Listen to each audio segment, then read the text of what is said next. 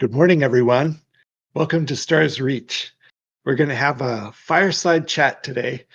Dave Georgeson and I are excited to be your hosts. And we're going to talk about Wild Wormholes, which is our new update that we just loaded on Thursday and updated for today. So I can't wait to tell you guys about it. And yeah, the servers were open in just minutes. Actually closer to an hour, but the servers are coming soon. Number of minutes. It's still minutes, yeah. And to give you a tease and a taste, a couple of our moderators are in the game playing now, and we'll be able to show you their feed in the background while we're kibitzing over here, while we're chatting. And good morning to our regulars. Thank you to Marcus for staying up late over in the land of Oz. Appreciate you, sir. I guess it's Sunday morning over there. Crazy. Nice to see all y'all. Oh, Mr. Goshton. Red VTech. Nice. I haven't played this game yet, but I want to try this game out and just wander around and explore everything about this game. Absolutely. And you're going to want to listen for a particular announcement that has to do with Thursday of this week. Hopefully you have some time on Thursday, Red VTech, because we have a special thing we're going to do. I'm not even sure if Dave knows about the link yet. I know. Do you know about the link part yet? Ooh, okay. There's a cool magic link that Nina crafted and I tested yesterday, and it worked. So it's a magic get you into this test right now button. So if you click it and enter the right things, and then let it patch your Steam, you can jump into the game during that test. So, it's supposed to be for people who aren't in yet, blah, blah, blah. Anyway, more on that later. Magic link. It will be, yes, it's fancy indeed. It's fancier than I would have cooked up myself, but Ninja Nina, if you know her from the Discord, she's a sharp cookie. Never underestimate her. And she came up with a really cool plan and then made it work. And that was fun. That was a lot of fun. But we're one day in to Wild Wormholes. I love the name, by the way, Dave. Dave came up with that name. And as opposed to stable wormholes, which it isn't, Yeah. Well, and that's not because of a bug. For once, let's jump in and tell them a little bit about Wild Wormholes. Why are we calling it that? Well, we're jumping ahead a little bit on that. All right, let's start because we don't have the stable wormholes yet. But the idea behind the game is that the servitors run a network of stable wormholes using worm gates that separate the different solar systems. And then we travel from solar system to solar system by going through those stable worm gates. But, and the servitors aren't really fond of this, every once in a while, a natural wormhole occurs, which is called a wild wormhole because it's not controlled. We went ahead and jumped the idea of wild wormholes into the game because what we really wanted to do was test the procedural generation of planets, which I'm going to say Planet Proggen from now on, because it's too much of a mouthful the other way. And so what we wanted to do was be able to generate a whole bunch of it's always been our intent to generate a whole bunch of worlds on the fly. People can explore and find new worlds all the time. And what we're doing is we're torture testing those systems through these series of tests by opening wild wormholes that only last one test. And then you can go to a planet that you'll see for that test, and then it's gone forever. We'll never use it again. We wad it up, throw it away, and we just keep generating new worlds. And so we're testing those systems and making sure they're really solid before we start to expand the rest of the network and start letting you play the game for real after we after we go 24/7. So the real idea behind wild wormholes is that because they're natural and they go to crazy places. Sometimes because these wormholes are not server or controlled, they go to strange places. They go to places where there's alien technology remnants. They go to places where there's resources you've never seen before, et cetera, et cetera. And that would be in the full game. Right now, it's just another regular planet. But one of the reasons why it's also key is next update. I'm jumping around. I apologize for that, but this is cool. So great. This is great. I'm enjoying it. Go for it. So we do the wild wormholes right now, and if you're playing, you're like, yay, another map to explore. Cool. And that's kind of all it is at the moment. But next update, we start to randomize the PQRV stats on all the resources. And we're also working right now to make those stats matter when you actually craft items. So if you find iron that's really has really great stats, and then you use it in a recipe, you actually create an item that has better stats. So, we have a lot of work to do on that. Like we're working really hard on it right now. But wild wormholes is the step that lets us get to randomized stats, which is the step that lets us get to artisan crafting, which is the step that gets us to the point where we have a huge economy, and it just kind of snowballs from here. So this is a really big move on the game right now. Yeah. And I feel it. I feel how close we are. Yeah. This is we've been talking about this stuff for a really long time, and it's great to see it actually working. So I'm sure that we'll find some warts here and there through the process of doing it. We found one already. We were like, right before we released the update to the update, which went up last night, one of the programmers goes, hey, what happens if one of the players logged off on the wild wormhole planet that's not there anymore? And we all went, oh, yeah, that's probably not good. So we had to fix that real quick, and that's part of this update. But it's the process of playtesting this stuff where we realize stuff like that. And we were just so busy with other features, we missed the obvious one. But it's fixed, so we're good. Yeah, so that's, in a nutshell, that's what wild wormholes are. And then later on, even the process of getting to a wild wormhole planet will be an adventure on its own, because those wormholes are intended to be traversable space. But that's a ways away. I did not realize that about these. I thought you really doing them to augment the amount of raw materials available, or just spark interest for people who want to see something new and different. No, in fact, okay. So when you go into a wild wormhole, it's supposed to be eventually. God, I'm leaking like crazy. I'll just pretend I'm Raph right now. Okay, that's okay. So you go into the wormhole, and it's traversable space, and there are dangers in there, and it's something you have to find your way through. And then if you manage to get all the way through it, and you get to the wild planet, the wormhole is unstable, and you don't know how long it's going to last. So you need to get to the planet, find the things that you need to find, get what you can, and then there's an adventure part of it. Can you get back before the wormhole collapses? And that wormhole could collapse anywhere between minutes and hours, maybe even a day, but not very long. And so when you're out there exploring and you find this stuff, you're getting home with your ill-gotten loot, which the servers are really not very appreciative of, because none of that stuff is stuff you're supposed to have. And then you can make your way back through the wormhole, and if you get back before it collapses, then you get to keep it. Otherwise, you get stranded on the other side, and when you release to come back to the real life network and stuff like that, you don't have anything that you got there on that planet. I have a question. Yeah. Okay. I've seen skill trees. I know we have space exploration stuff coming and skill trees, and it's possible to discover whole new planets. Mm-hmm. We've talked about that in the past. How do you know? You're not really discovering a new planet. You're discovering a new wormhole that goes to that planet. Am I Right. wrong?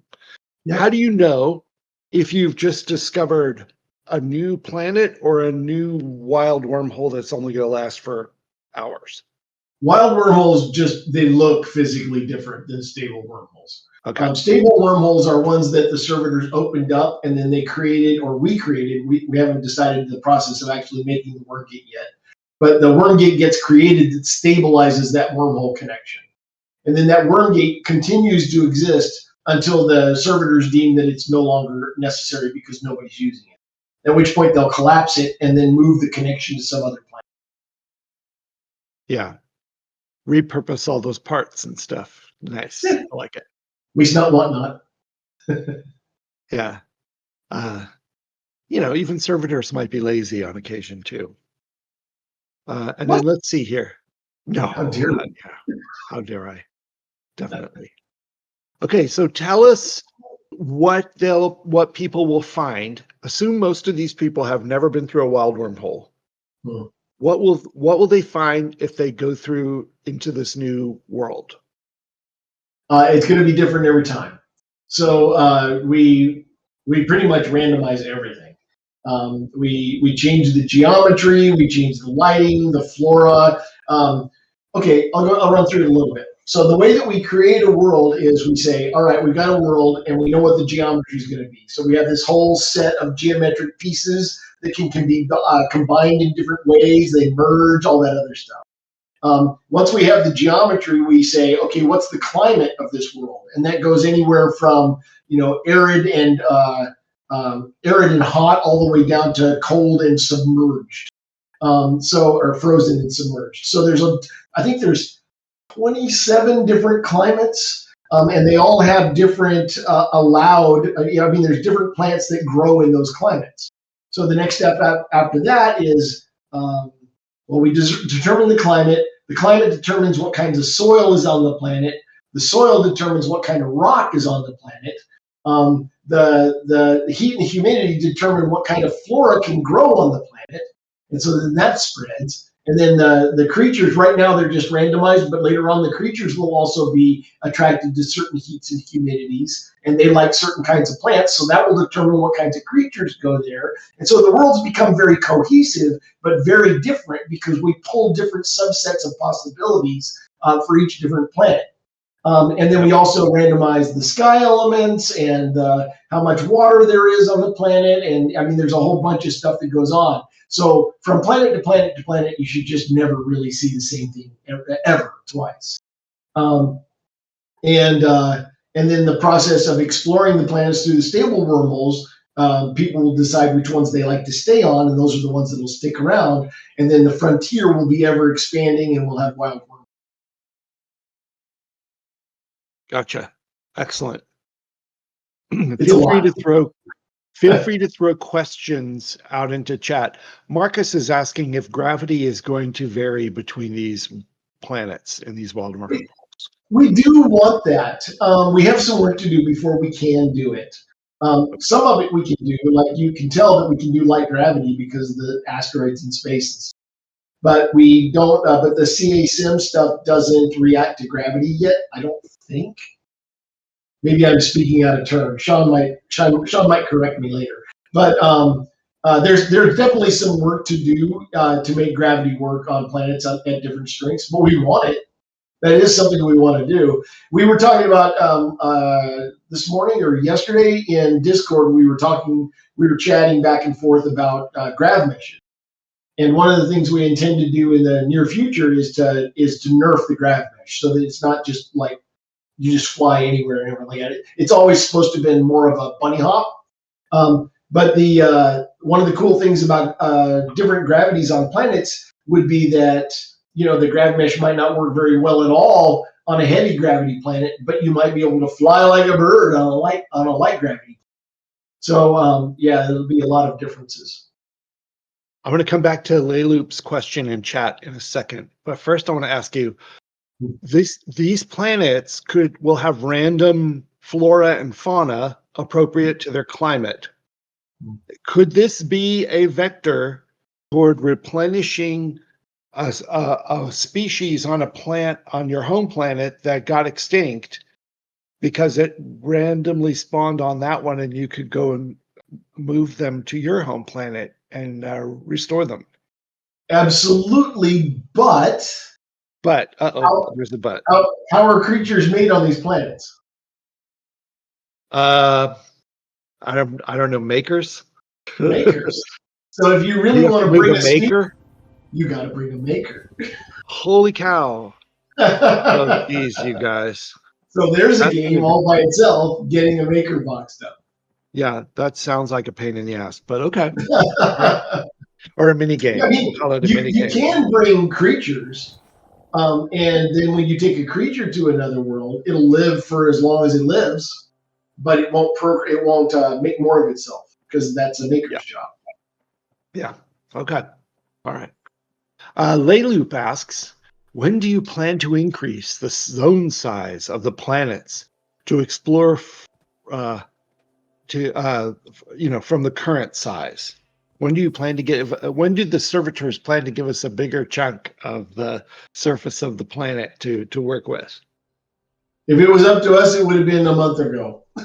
But there's a lot of technology to build still. Let's see if I can put it in monetary, or not monetary, just a numerical perspective. So a 1K by 1K world is 1/16 the size of a 4K by 4K world, which I wish I could remember how many billions of cells that means in the game. But yeah, I mean, it's obviously it's 16 times as much, and it's just a huge amount of work that we need to do to optimize, and that's in process, and we expect to be able to do it. We'll probably go to 2K worlds first, and then go to 4K worlds after that, but we don't know what the time schedule is yet. All right, we're effectively working on getting more of the game into the game, so that when we start optimizing, we're looking at a cohesive impact study for the different elements at the same time. Okay, here's a trick question. When we go from 1K by 1K to 2K to 4K to 4K, does the height go higher or the lowest point go lower, or do they stay the same? When we go to 4K by 4K, the intent is to stay at 256 high, like we have right now. Okay. However, that being said, Sean has told me many times that there's really no reason why we can't have a 1K by 1K world that's much taller. The trick is that volume of space. Once we're able to go 4K by 4K, there's lots of things that we could do. Like we might make a gauntlet world that's just really long and fairly narrow. And the objective is to work your way through all of that. I mean, there's a lot of things that we want to try. Yeah. But right now we're focused on just getting more game in and then optimizing, and then we'll start experimenting. Is it easier or simpler, easier, lighter weight to expand up for higher, for more air than it is to expand down for more underground? If you expand, there's really no reason to expand up if it's just empty air. Because hey, look, I can look down and see a postage stamp. Woo, you did that once and you're done, right? But if, for instance, if the air was filled with floating islands like an Avatar scene, or if it was like an intense canyon world where there were these spikes of mesa that went up, and I don't know whether that would be fun or not, but I'm just making up examples right now. I mean, there's definitely stuff we could do. One of the things I think would be really fun is an underwater world, so where there is no top, or almost a purely underground world, where the surface is intensely dangerous, and to explore the world, you really need to explore the stuff that's underneath. Really, it's kind of like whatever we can imagine we could do. How cool! How very cool! All right, now I'm going to take another question from chat. Waboba asks, and we some of us know who Waboba is and respect his work guessing gender for a moment, respect their work. Will all of the planets have plant life and wildlife? Or will there be other types of, quote, dead planets, Right. possibly rich with metals, or young planets, mostly covered by magma or something like that? Yeah, it's funny. We had those questions internally with the dev team this week too. Oh, wow. The answer is lore wise. When the old ones made the garden, which is the area of the Milky Way that we're exploring, when they made the garden, what they did was they said, "Well, we really want this test area, and we want to experiment with humanity. So what we're going to do is we're going to nuke and pave all these worlds." And whatever indigenous species were there, or whatever plant life was there, we're just going to eradicate it, and we're going to seed it all with stuff that's happy for humanity.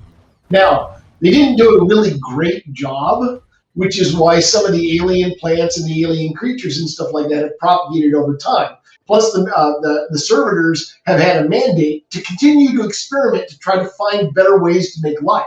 Humanity is just one of the tests that they're running with.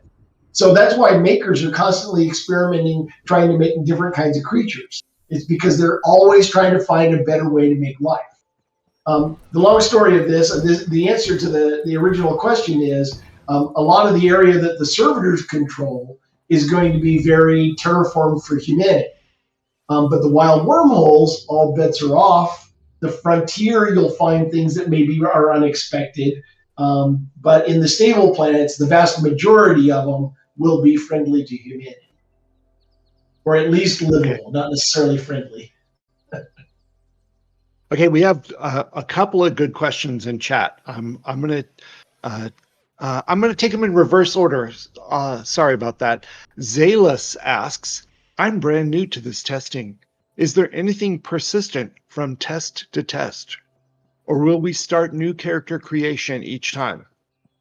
Oh yeah, basically we're wiping as rarely as possible.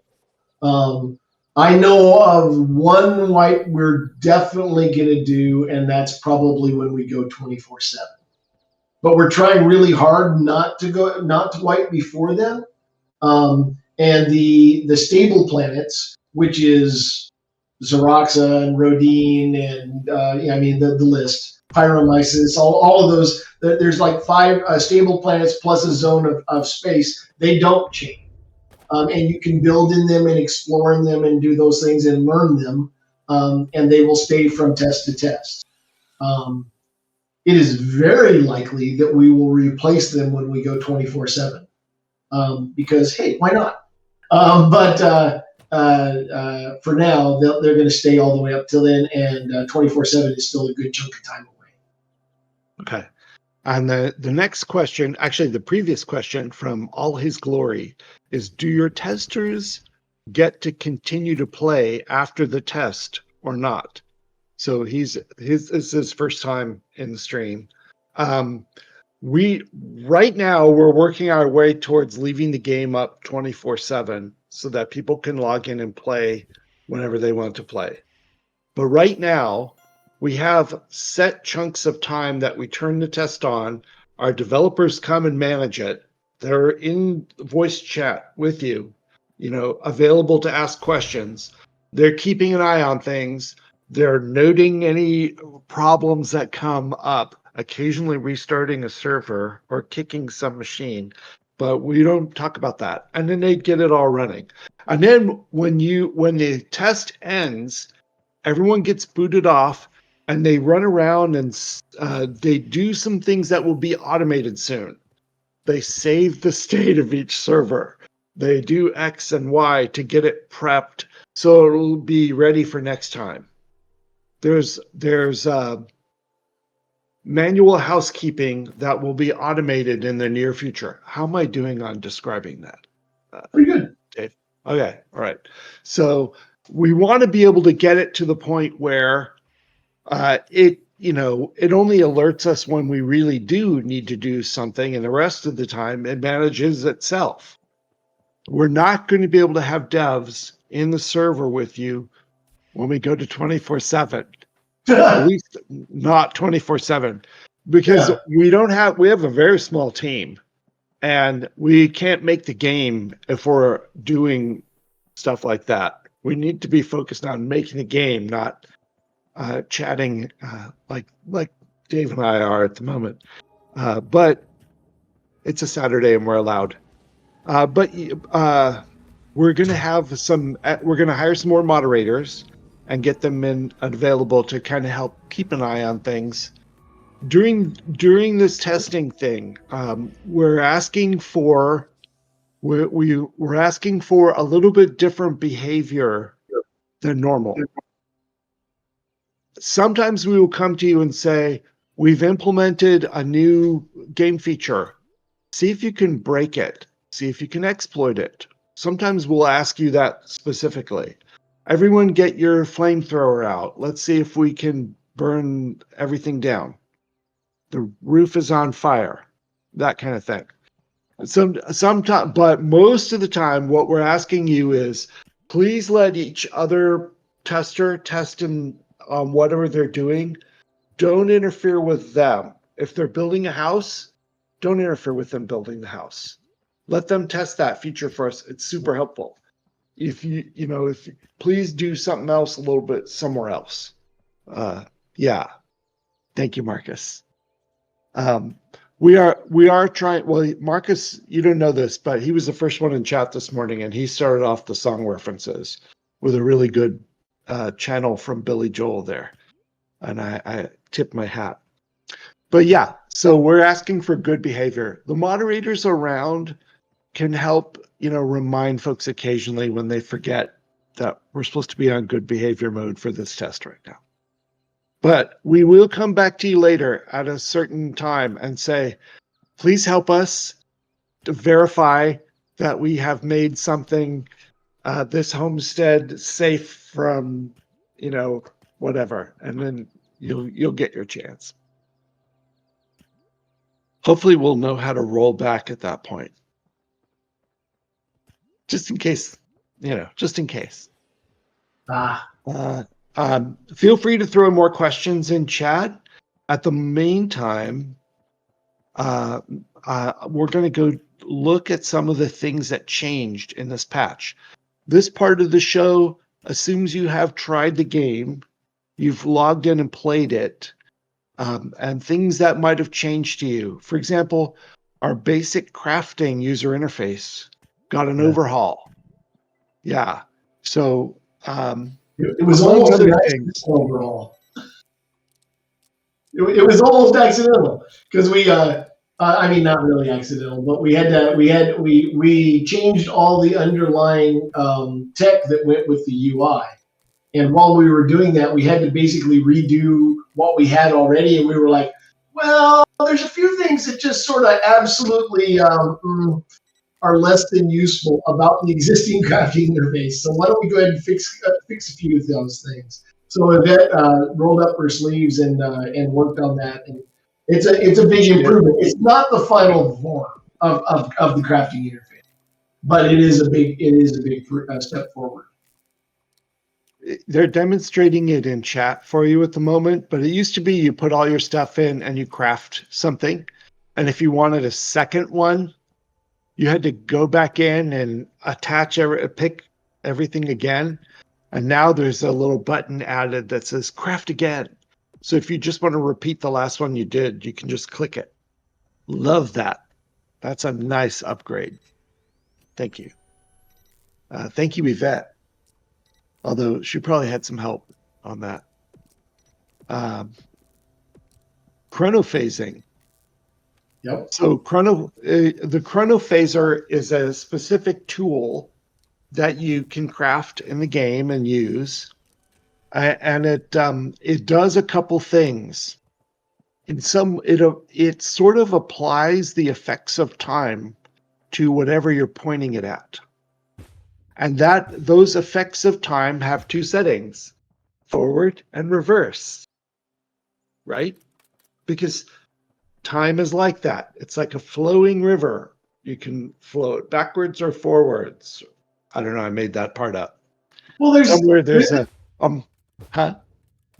similar but different way to look at it, which is basically erosion and lithification are real things. They're real geological terms, okay? So erosion is when stone breaks down into dirt. And lithification is when dirt compacts into stone. I'm oversimplifying, but that's basically it. So all that the chronophaser does is accelerate time. So it can break down what is rock into soil, and it can turn what is soil into rock. And that's the easiest way to look at it. Okay. Nice. So when you look at the chronophasing chart in the F1 in the help menus, and you look at it, and you can go do research that we did too. Ask Google, like, what does black soil turn into? And they'll say basalt. What does basalt turn into? Hey, black soil. So on and so forth. And you'll figure out that you're accidentally learning geology by playing our game a little bit. And it won't be useful to you on a daily basis, but you'll learn it anyway. Right. All right. Very nice. Very nice. No questions. Does the craft again item collect the previously crafted item? No, you have to collect. You have to click the collect. Okay. Thanks. You can make a bunch of them in a row without collecting. Okay. So you can make one, it'll do the 3, 2, 1. You can make another one, 3, 2, 1, make another one, and then hit collect, and you'll get all 3 of them. Oh, nice. Yeah, you don't have to collect each time, because if you hit the collect button, it'll close the interface, and you have to start over again, which defeats the purpose of the make it again button. Yeah. Yeah. Marcus is appreciative. Does the chronophaser work on plants as well, like to take it down to seed or grow it to advanced tree? Or do you want to talk them through any of that? Yeah, sure. So no, the chronophaser does not affect plants. However, we have a pruning mode on the Xylus slicer. And if you unlock you have to unlock it through skill nodes. But if you unlock the pruning skill node, then you can use the Xylus slicer to force grow a plant, so you can accelerate its growth up to a taller state, and you can do that anywhere. Or on your own homestead, or any homestead you have permission to build on, you can plant a tree or whatever and force grow it up, and you can also stunt it so it stays at a certain level, and you can also you can also prune and bring it down to a smaller size. So on your own homestead, you can really customize what the plants look like. Nice. Out in the wild, what you do is grow. Red VTech, let us know if you have any follow-up questions with that. Oh, wait, that was Zayless. Red VTech is asking, what is the best suggestion for some of us that are starting out new with the game? Just to gather items and make items possibly, or even build stuff? The advice I give everybody is to go discover stuff. Because we give you really good bonuses on XP for discovering things. So if you go out into the world and you use the harvester on a bunch of different bushes and trees, or you use use your terraformer to dig little spots, or go into prospecting mode so you don't actually have to make a hole. You can use the prospecting mode and find different minerals and stuff. Those all give you bonus XP. The first time you kill a creature, you're going to get discovery bonus. And then those discovery bonuses let you unlock a few skill nodes. And once you start experimenting with different skill nodes, you can figure out what you like to do, and you can do more of that. They're good questions today in chat. Another Jehu81 asked, any idea when we will see the experimentation system in? I assume he means artisan crafting, where you're experimenting for a superior result. Our intent is not the update that we're working on right now. Sorry, trying to clarify. You're playing a new update. The update that you're playing on is our last update. So we're working on the next one now. And the one after that is when we hope to roll out artisan crafting. but we have a lot of work to do to get it out. So time approximate after football is the way we used to say it. We have a bunch of stuff that needs to get in place before we can roll out artisan crafting. But that's our plan. Nice. Jehu81 asked a second really good question. Can I use the pathfinding tool to locate nodes on the wild wormhole planets? Absolutely. You can absolutely map the wormhole planets if you want to. Your map won't last very long. I advise right now, in fact, I really strongly advise right now that you don't set up homesteads on the wild wormhole planet. And that should be pretty obvious. It's not going to be there very long. But you can use camps and stuff like that. But if you create a homestead and then the next time we do a playtest, that wormhole planet is gone, we have a bug we need to fix, which is we don't have any way to refund your homestead right now. So if you make one on a wormhole planet, it's just gone. You're not getting it back. You'll have to create a new character. So don't do that right now. Yeah. Later on we'll have to fix it, but right now we don't have that fixed. Okay. Next question, Marcus from Oz. A slightly loaded question. Ooh. Are skill caps planned before 24/7? It's a really good question, but my guess is no, because we won't have all the skill trees in yet. Now, one of the things we've been talking about is maybe implementing in an earlier skill cap, so that you can't get all the skills, even if we don't have all the skills in the game. You know, like say we only had 30 skills in the game, and we might put a cap in there for like 20, and then let people get used to the idea that they can't have everything before that rolls around. But we haven't really honestly decided whether that's a good idea yet. So we'll see. Okay. And Marcus had a little advice for new folks. He said, feed your dog first, as the next 5 hours will fly by and you will lose track of time. Thanks, Marcus. Okay.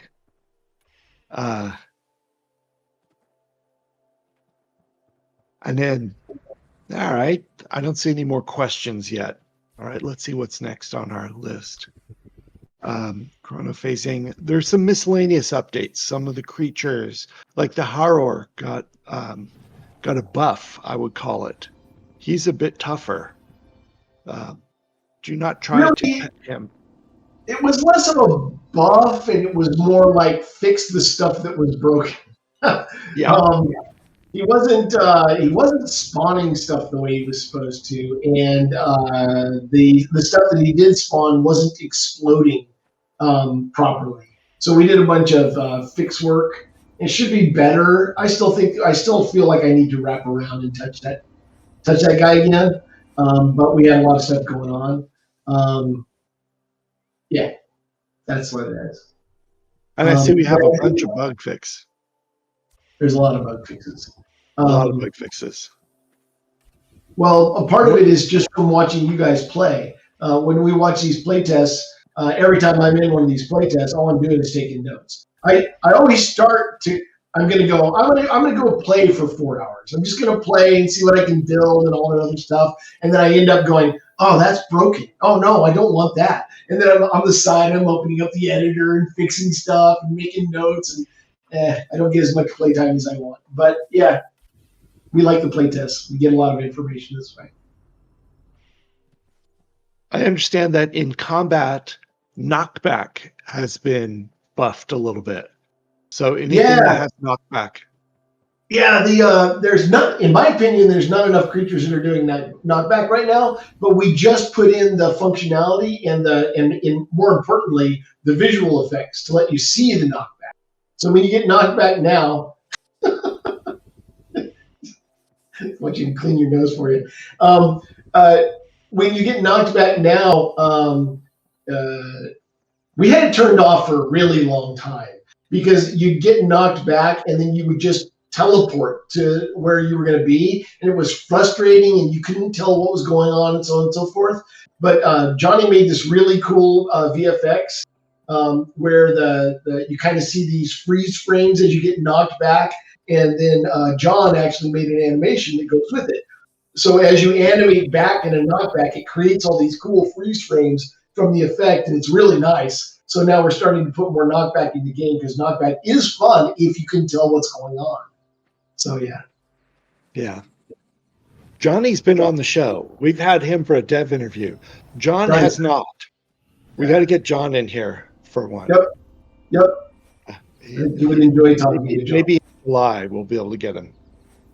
All right. Sorry, my little friend here wanted to come and say hi, see who I was talking to because he couldn't see from down below. You're short, that's why. But he wishes he were taller, but he does jump very well, like shockingly high. Okay. Let's see. New bushes and trees have been added. Okay, that's good. Currently, clothes are randomly assigned when teleporting on and off planets. When are you planning to allow us to create clothing? It's going to be a while. What Layloop was going to ask. Okay, it's going to be a while. We have a lot of crafting stuff to do. We have a lot of clothing work to do. It's going to be a bit. We do want to get to the point, like one of the things we want to make sure that we have for 24/7 is at least letting you pick between the prefab characters. So what we want to do is have a lot more characters that you can choose from, and then you'll be able to pick one of the prefab characters. But that's not how we want to launch. How we want to launch is with a full character customization screen. You're going to be able to buy and create clothing. Crafting is going to be really, really, really robust in this game. A lot of the things that we're going to be pushing to make crafting more interesting are actually going to be pioneered, oddly enough, through cooking. Cooking has so many things that we want to be able to do. Raf's been building this huge compendium of systems that need to be involved for crafting, and as we implement those systems, you'll start seeing them in other things, and they'll affect crafting a great deal. But clothing is down the line. All right. How are we doing for time? Okay, we're a chunk in. I want to take a break from talking about Wild Wormholes to go through announcements for a moment.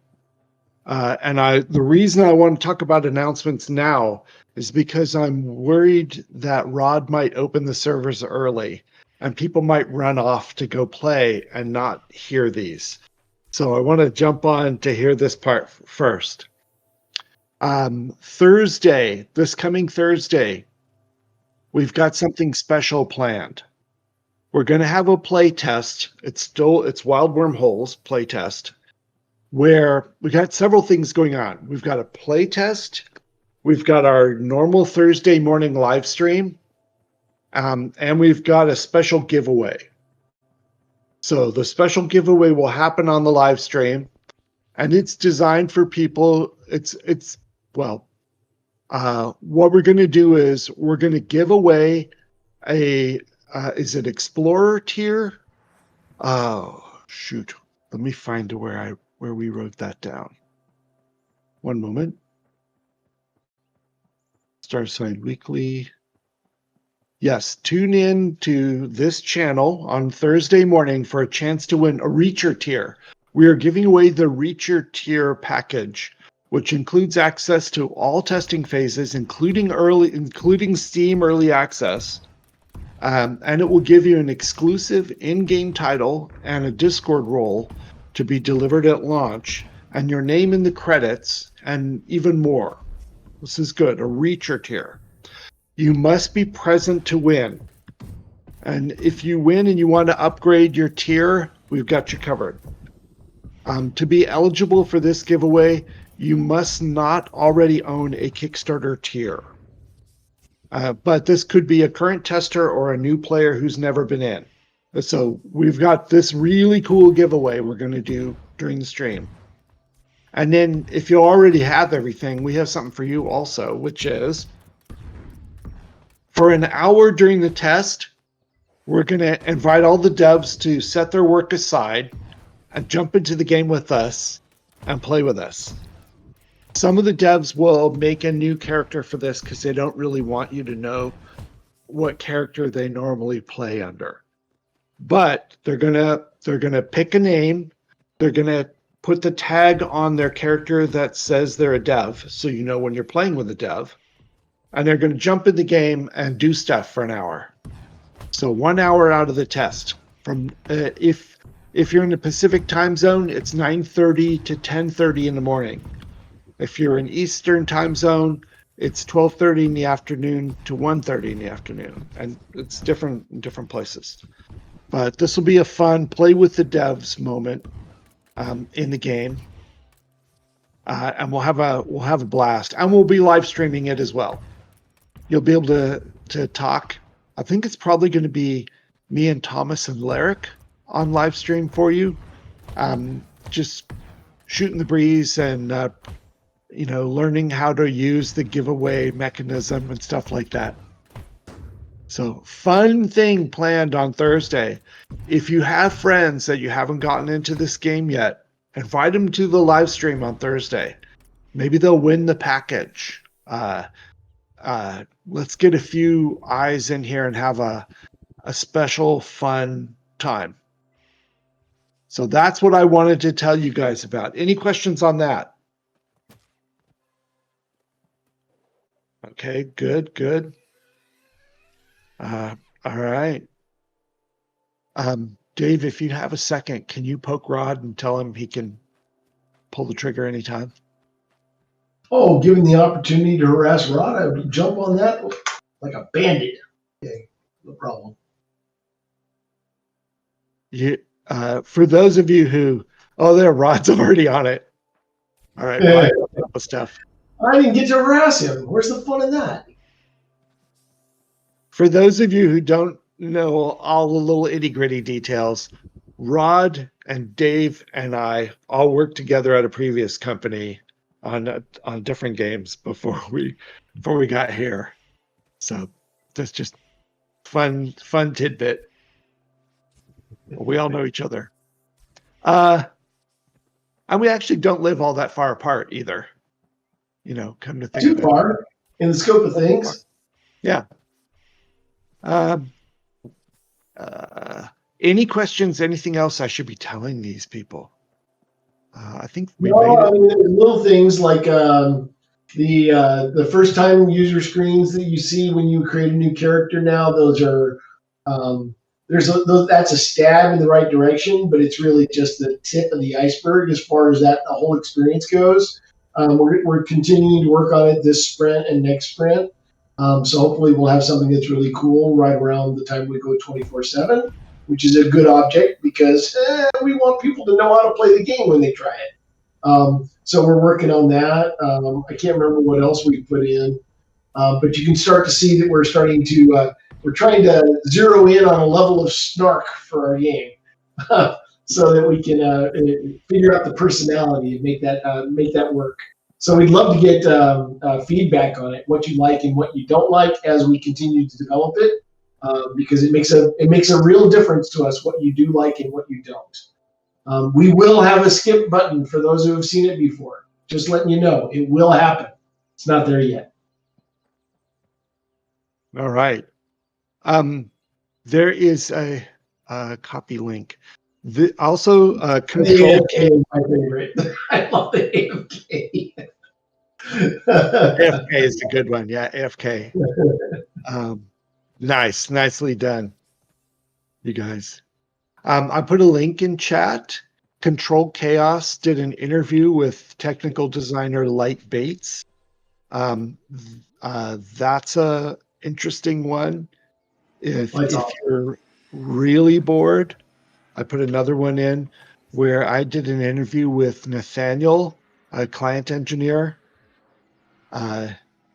Then what else to tell you about?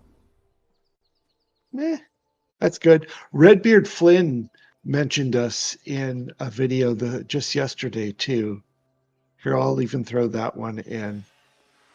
He's talking about a broader subject about classic MMOs that should be remade and re-released, but he talks about us in that. In case you need some replacement for Netflix while you're grinding in a different game. All right.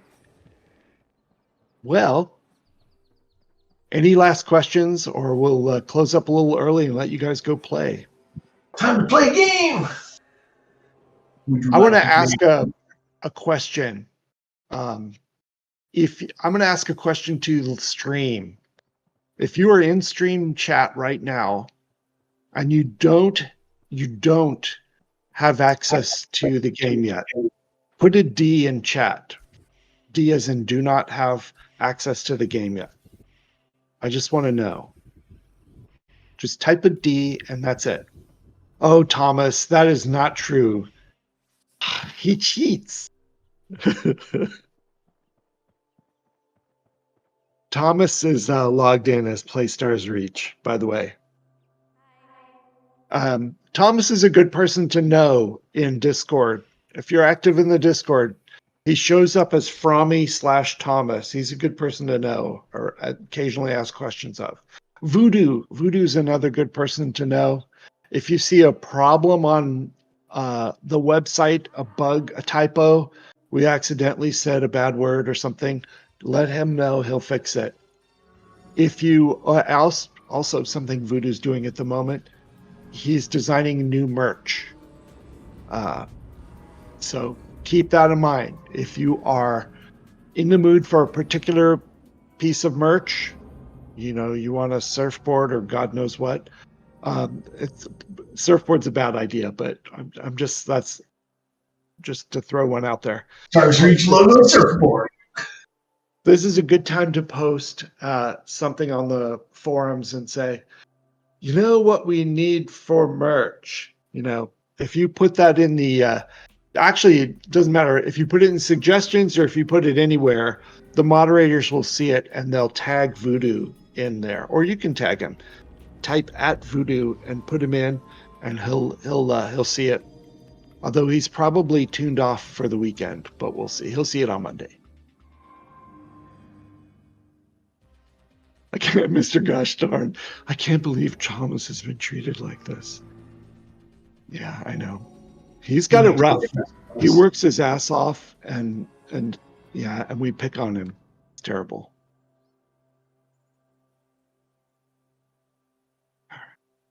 Well, thank you all for coming. I don't want to waste your gaming time while the servers are open. They're not paying attention to us anymore anyway. They're playing the game. Yeah. Exactly. And they're doing the right thing. A big thank you to Lemonis and Lyric for playing in the background. You guys can go have fun now. Thank you very much. Big thank you to Thomas for engineering this stream. 2 minutes before he joined us, I started to panic about that. Thank you for joining us today.